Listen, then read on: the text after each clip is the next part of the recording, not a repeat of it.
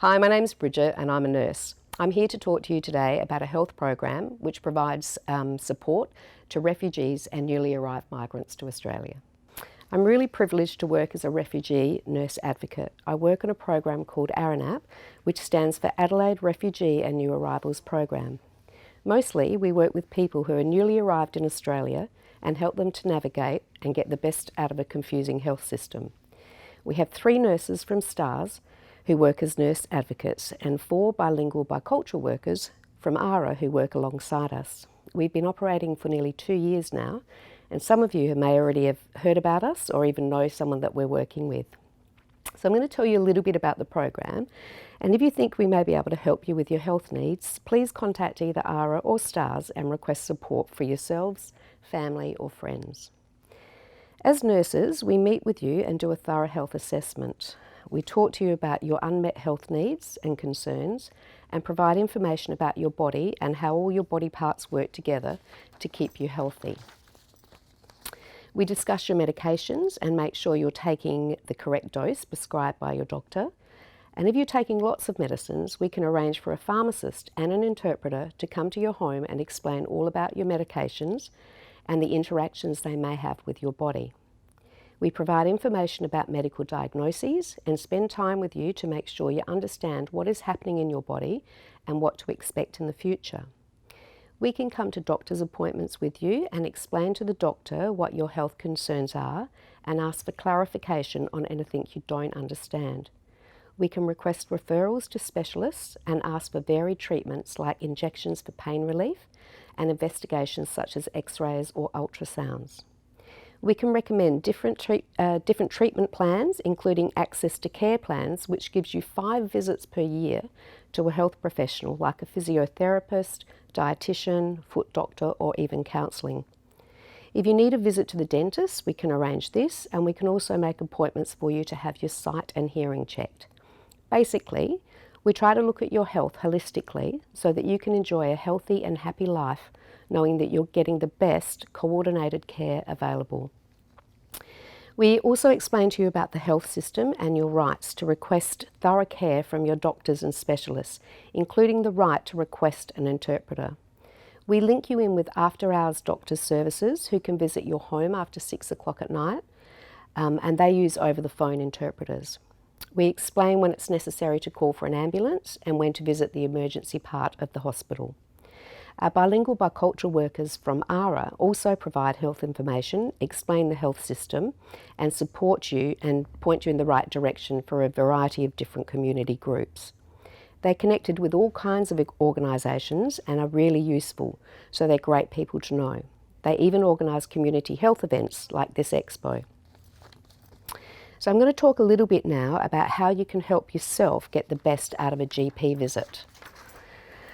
So firstly, it's your right to book a double or long appointment to make sure you have enough time to talk to your doctor about all of your health needs. And once you've made your appointment, ask for the confirmation of that appointment on either a card or a text message so that you remember to attend. If you can't attend your appointment, make sure you call the practice and cancel, and that way other people can actually have that appointment time. And it will also avoid the practice being annoyed with you or charging you a non-cancellation fee. So when you make that appointment, make sure you ask for an interpreter and ask for that to be put on your record so that every time you go to the GP, you actually get an on-site interpreter.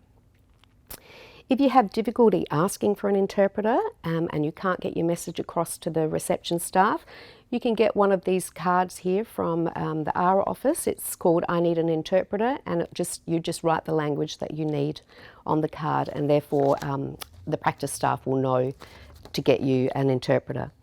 Another tip that I find really helpful is if you feel you need to go to the doctors quite regularly, you can actually make fortnightly or monthly appointments on a regular basis so that you don't have to keep making new appointments all the time. Okay, so when you get to your GP appointment, make sure that the professional interpreter is either there or already on the phone. So don't let the GP tell you that it's going to be okay without an interpreter. Remember, it's really important information about your health So you need to be able to understand this clearly, and it's your right to have that professional interpreter there all the time. Another hint is be prepared. Have a list of your questions your questions ready, and remember that you've got limited time in that appointment, so it's best to go through things as quickly as you can. This way the doctor can address your health concerns. In other words, don't leave the important stuff to the end of the appointment, because it's really likely that the GP will say, oh, let's talk about that one next visit, and then you may forget about it, or they may forget about it. Know that it's your right to ask for investigations and treatment for your health problems. If you're not happy with the treatment or the outcomes, or if your GP doesn't hear you the first time, repeat your request. It's important to always be open with your GP and tell them if your situation has or has not improved with the current treatment. Sometimes things that you may think are not connected may actually be really important for your GP to hear. For instance, if you've got diabetes, it's important to tell your GP about any changes in your sight, or even if you have foot, hand, nerve pain, or even numbness. You see, when you have diabetes, the tiny blood vessels in your body, especially around your hands, feet and eyes, get clogged up and sticky with sugar. And the blood doesn't flow very freely to these vessels then, and that's where you end up getting damage to some of your organs. So it's important to always tell your GP about those things. Again, if you're having headaches or dizziness, this can be caused by having tension in your neck or in your shoulders, or it could actually be related to heart health. So it's really important to make sure that you tell your doctor everything. Once you have told them, it's then their responsibility to record this information, and then it's their duty of care to make sure that those things are followed up with.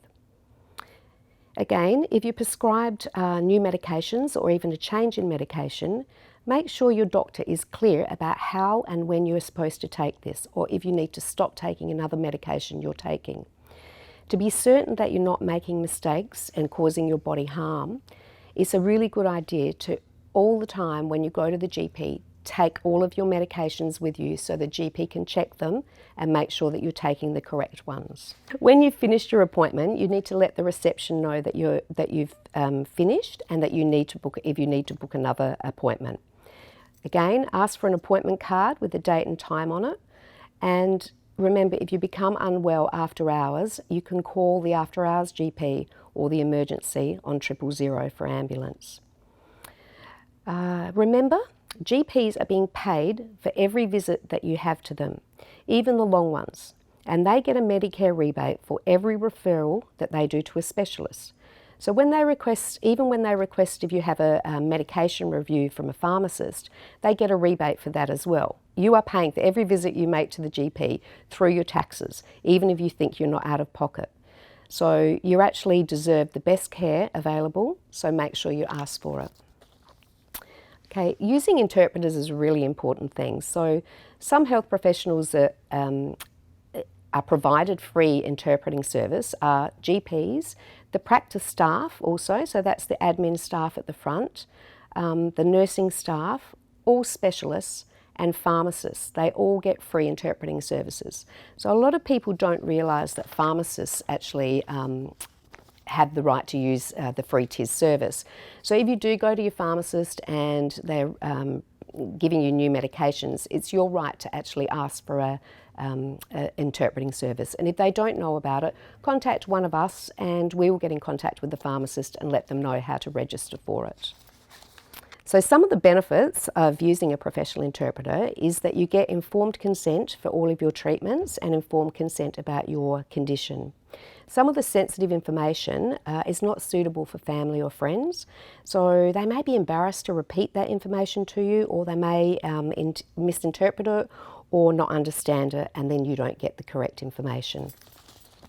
Some of the reasons GPs don't use professional interpreters is some of them don't have a lot of experience and they get nervous using them, and some of them just don't have the time. But it is your right to have a professional interpreter all the time. Sometimes GPs even believe that family members or friends are good as interpreters, but now we know the reasons why that's not actually an ideal situation. Yeah, so that's little tips on using interpreters. So I think the take-home message is that a good relationship between patient and doctor is really important to make sure that all of your health needs get met, and we're here to help you. So thank you for listening, and contact one of the nurses at STARS or one of the bilingual workers at ARA if you have any questions or you'd like to be referred in. Thank you.